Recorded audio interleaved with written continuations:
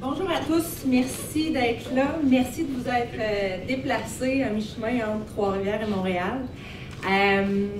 Je tiens à saluer toute l'équipe de Paillé, représentants de GM, membres des médias aussi qui se sont déplacés d'un peu partout, Joel de Toronto, et aussi ceux qui vont parler aujourd'hui, Jean-Claude Paillé, président de GM Paillé, Marc-Antoine Camiran, notre pilote, et Dominique Fugère, directeur général du Grand Prix de Trois-Rivières, à qui je cède la parole et qui... Non, mais qui pourra... Vite de même. Merci Fanny.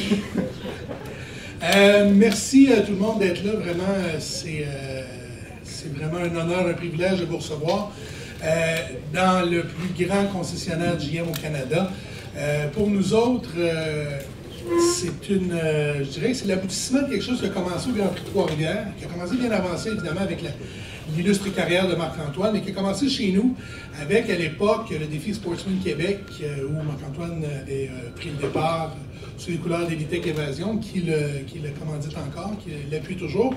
Et Marc-Antoine avait remporté la course qui l'avait amené en série NASCAR Canadian Tire à l'époque, l'équivalent de la série NASCAR Pinties. Et puis, comment ça avait été en qualif? Plutôt bien. Troisième en qualif, alors qu'il n'avait jamais roulé dans cette série-là. Ça a allumé l'étincelle pour se dire, ce gars-là, même si ce n'est plus un jeune... J'allais dire un jeune poulet, non un jeune loup, c'est correct. C'est peut-être plus un jeune loup, mais c'est encore un loup avec les dents bien longues. Marc-Antoine, après ça, évidemment, a attiré l'attention de quelques propriétaires d'écuries, de quelques commanditaires en série NASCAR Pinties. Mais c'est vraiment la rencontre avec JC, avec Paillé, avec aussi l'ascendant que Paillé peut avoir sur General Motors, sur Chevrolet, qui fait qu'on se retrouve aujourd'hui avec une saison complète et aussi avec la chance de se battre avec les meilleurs. Scott Steckley prépare des voitures, j'en parlais avec Jean-Guy Camiran qui en a vu des voitures préparées dans sa vie, qui dit c'est une voiture qu'on pousse avec un seul doigt, là, tellement tout est équilibré là-dessus, tellement que la préparation est fine, tellement qu'elle est précise. Donc, de savoir qu'on a une voiture qui est préparée de façon aussi précise que ça, avec un commanditaire qui est plus qu'un commanditaire, qui est vraiment, souvent on galvaude le terme partenaire, mais dans ce cas-ci, c'est vraiment ça. JC et son équipe font partie de l'équipe de course de Marc-Antoine et un pilote pour qui, on le sait, est capable de courir, de rouler en avant avec à peu près n'importe quoi. Donc, quand on lui donne quelque chose qui est quelque chose, ben, on se retrouve souvent aux avant-postes. Et c'est vraiment, vraiment bon pour nous autres. C'est toujours bon d'avoir des gars du Québec, des gars de la région, surtout des gars qu'on a vu grandir chez nous au Grand Prix de Trois-Rivières avec notre recordman. Fanny, c'est quoi le chiffre encore? 4-4. Donc, 14 victoires. 4 deuxième place et 4 troisième. Il est habitué de gagner, le kid, puis on s'attend à ce que ça continue cette année, puis on veut que ce soit 15 avec au moins un 1 en NASCAR. Donc, merci beaucoup d'être là. Merci les gars pour votre engagement, puis sans plus tarder, JC, j'aimerais que tu nous expliques pourquoi c'est important pour Paillé de faire partie d'une série nationale. C'est la question que tout le monde se pose, parce qu'ils disent, écoute, tu es un dealer à Berthierville, entre Montréal, tu pourrais être dans une série régionale, ça pourrait faire l'affaire avec 1/10 du budget, mais tu as décidé d'appuyer un pilote qui a la chance de performer à l'échelle nationale et de le faire partout au Canada et même aux États-Unis à partir de cette année.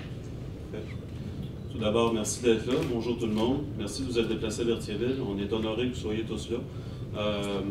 C'est sûr qu'il faut comprendre que nous, ce qui nous anime, c'est la passion.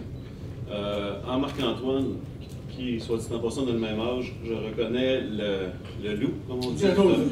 Le loup. Puis, nous aussi, les dents longues aussi. Hein? Les dents longues aussi. Puis nous aussi, on a une attitude de loup.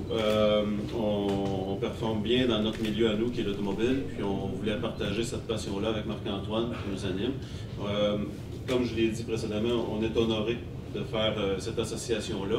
Il faut comprendre que c'est au-delà du commerce, au-delà de la business. C'est de la passion, c'est de la joie, c'est du plaisir. C'est une équipe chez nous qui est réunie autour de l'événement.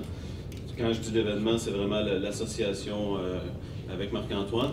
Puis, moi, pour mes équipes à moi, ici on tourne autour de 135, 140 employés. Tout le monde est passionné, tout le monde est dévoué, tout le monde adore la cause. Ça nous sert bien, au-delà des dollars, bien sûr. Puis, d'être en Pinties, c'est sûr que c'est on resplendit au niveau national, dans 5 provinces, et bientôt un État américain. On a un commerce qui est quand même un petit peu plus extraterritorial que la région qui est la Naudière, Berthierville ou même Sorel, pour mon commerce de Sorel. On a un commerce qui est à l'échelle nationale, étant un fonctionnaire GM de premier plan chez GM. On fait aussi du commerce aux États-Unis, donc l'avenue du New Hampshire, pour nous, c'est quand même une belle exposure. Puis, on en bénéficie extrêmement bien. Merci.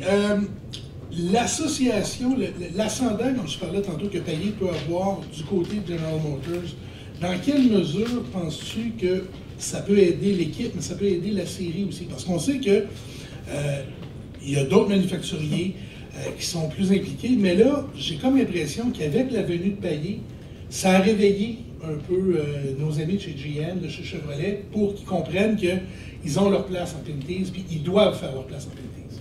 Absolument. Je pense que c'est une belle visibilité en piste d'être dans la plus grosse série canadienne de courses automobiles. Puis pour Chevrolet, bien sûr, parce que c'est la marque Chevrolet qui est à l'avant-plan pour General Motors ici présent. Je pense que c'est une belle visibilité, tant au niveau médiatique que la portion fan, si on veut, de NASCAR. Puis étant concessionnaire Chevrolet vraiment actif dans mon réseau, je pense qu'on peut faire un beau levier, un beau tremplin. Puis tant mieux si le manufacturier et les autres concessionnaires du réseau concessionnaire en bénéficient. Donc, pour nous, c'est très bien. Là, la grosse question, c'est quoi l'objectif? Je laisserai Marc-Antoine répondre à ça. Bon, parfait! Donc, oui, Marc-Antoine, c'est quoi l'objectif? Parce que là, c'est plate de te dire comme ça, mais tu n'as plus d'excuses. Non. Tu as une voiture du meilleur préparateur qui était 4 fois champion. Tu as un partenaire qui a décidé de te donner les moyens. J'écoutais tantôt Jean-Claude qui parlait avec ses équipes et il dit nous autres, ce qu'on aime, c'est de se donner la chance que tout aille. Là, il s'assure que tous les I sont pointés, tous les T sont barrés. Et là, la voiture va être parfaite. Va être en tout cas, aussi parfaite que peut-être. Le partenaire est aussi parfait qu'il puisse être. On est rendu au pilote. C'est mieux de marcher ton affaire. Hein? Non, je pense que tu étais parfait. D'abord, merci Dominique, merci Fanny. Merci tout le monde d'être là ce matin. J'ai vraiment apprécié, beaucoup de monde. Thanks to Joel for being here this morning, all the way from Toronto. Thank you. C'est ça. Écoute, je pense que le fait est parfait. La première année qu'on s'est côtoyé, moi et JC, ça s'est fait en 10 minutes en 2016 pour la première fois qu'ils m'ont appuyé du côté de Trois-Rivières. Et par la suite, l'année passée, 4 courses. On est venu à 2 cheveux de remporter au moins à 2 reprises une victoire Icar et Toronto si je n'aurais pas fait une petite gaffe, mais bon. C'est du passé, cette année ça va bien marcher. Elle n'est pas pire, là. Ils l'ont bien ramené. Oui, exactement. C'est celle-là. Mais j'ai eu ils m'ont remémoré quelque chose aussi. J'ai vu la revue de l'année samedi passé, puis ils ont bien fait leur travail. Ils m'ont bien rafraîchi la mémoire de ce côté-là. Non, mais face à part, vraiment content d'être de retour à temps plein en 2018 avec l'appui de GM Payet. Je pense que tout rêve de pilote, c'est d'avoir un volant à temps plein. Puis pour moi, c'est comme un peu un rêve qui se réalise. On sait tous que c'est difficile de faire carrière là-dedans. Puis ce matin, je pense que le travail porte fruit. J'ai jamais lâché, ça n'a pas été facile. Mes parents ont toujours été là, ma blonde aussi. Mais c'est ça. C'était gros un peu ce matin parce qu'on dirait que des fois je le réalise pas encore. Puis Karen me donne la permission ce matin de pouvoir en parler le plus possible après la conférence de presse. Ça a été difficile un peu de garder ça pour moi parce que ça fait déjà un petit peu que je suis au courant. Puis c'est ça. Ce matin, c'est comme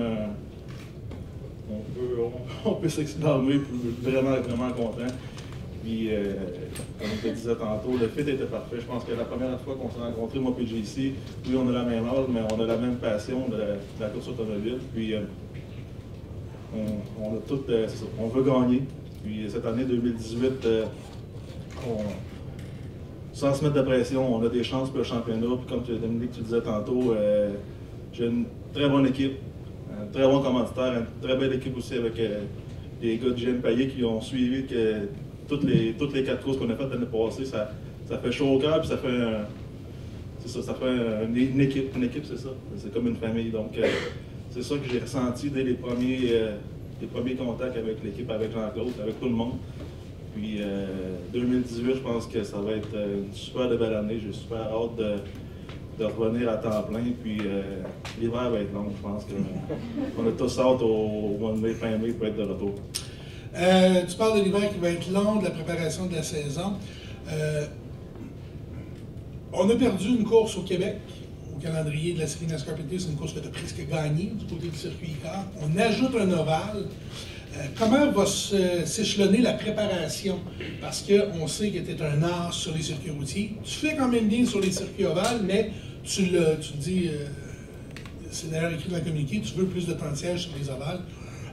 Comment s'échelonne la préparation? Comment est-ce qu'on va faire pour s'assurer d'être au meilleur niveau de temps sur les circuits routiers, sur les ovales, qui prennent davantage de place? Là, il y a 10 courses sur ovales seulement, 9 courses sur ovales, 4 sur circuits routiers. Oui, bien écoute, Steckley, en plus, Scott Steckley, c'est des gars qui proviennent de Laval. Donc, Scott est peu compétiteur, mais il devient mon patron, puis en même temps, ben, il va pouvoir m'aider beaucoup. On a des essais prévus avant le mois de mai pour rouler le plus possible sur Laval. Donc, de ce côté-là, je veux mettre ça de côté. En 2015, j'ai eu des bonnes courses. J'ai eu 2 podiums sur Laval. Au championnat complet. J'ai fait des 6e au championnat avec quelques petits bris mécaniques qu'on a eus. On aurait pu se battre pour la 3e place au championnat. Mais j'ai été super constant. Puis je pense que sur le circuit ovale, c'est ça, d'être patient. Puis avec l'équipe qui m'entoure cette année, avec Donald Tage aussi qui va faire cette course sur ovale, j'ai parlé la semaine passée parce que c'était le party de Noël de l'équipe. J'ai parlé là-bas, il m'a dit qu'il me donnerait des conseils à 100% parce que l'ovale reste l'ovale. Je veux dire, c'est des petites technicalités, excusez-moi, qui font en sorte que c'est des dixièmes de secondes qui font la grosse différence. Mais ce que j'ai eu le plus de difficultés en 2015, c'est de qualifier voiture. Sur 2 tours, c'est pas évident. Donc, puis moi, j'ai toujours été bon, ça me prend un lapin en avant. Donc, sur un circuit routier, je suis capable de suivre Andrew. Il me donne une idée un peu. Et sur circuit ovale, 2 tours de qualif, on est tout seul. Donc, c'est dur de se motiver, mais c'est ça que je dois travailler. En course, j'ai pas eu de problème. J'ai toujours été à mesure de remonter le peloton le plus possible. Puis, écoute, Edmonton, on est à 2 chevaux de gagner aussi en 2015. Donc, ça prend de l'expérience, c'est comme un circuit routier, ça prend de l'expérience. Mais je suis convaincu que cette année, avec tout l'entourage que j'ai, la bonne équipe, on va être bon pour faire des bons résultats. Merci beaucoup. Moi, de mon côté, je tiens à dire qu'évidemment, c'est très important pour le Grand Prix de Trois-Rivières. Et je pourrais être avare, être un peu greedy, et dire ce serait le fun que tu aies ta première victoire à Trois-Rivières, mais je souhaite ardemment que tu arrives au Grand Prix de Trois-Rivières le 12 août et que tu sois déjà un gagnant dans la série NASCAR Pinties et que tu sois un des prétendants au titre. Donc, JC, merci beaucoup. Marc-Antoine, je pense que ton ouvrage est devant toi. Merci à tout le monde d'être ici. Puis, Fanny, je te laisse avec la fin des hostilités. Merci, messieurs. C'est ce qui conclut la portion formelle de cette conférence de presse-là. Évidemment, les trois qui sont là vont être disponibles pour des entrevues individuelles. La voiture 22 est également à l'arrière si des gens veulent prendre des photos. Puis, je vous remercie on peut faire une photo officielle tout de suite, puis par la suite, y aller avec les entrevues individuelles. Merci à tous.